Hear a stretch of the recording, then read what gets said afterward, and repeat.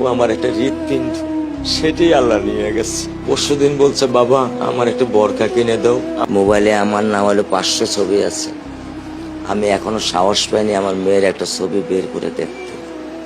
আমার সেই সাহস নাই, আমি সেই সাহস হারাই ফেলছি।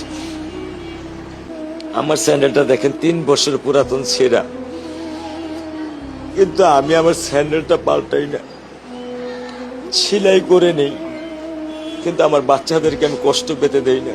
শুধু একবার বলছে, বাবা লেচে খাবো। আমি 1 মিনিটও দেরি করিনি, 1 মিনিটও আমি দেরি করিনি।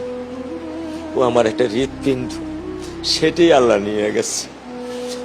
আলহামদুলিল্লাহ, শুকরিয়া, আল্লাহ দিছে, আল্লাহ নিয়ে গেছে। আমার কোনো কষ্ট নেই।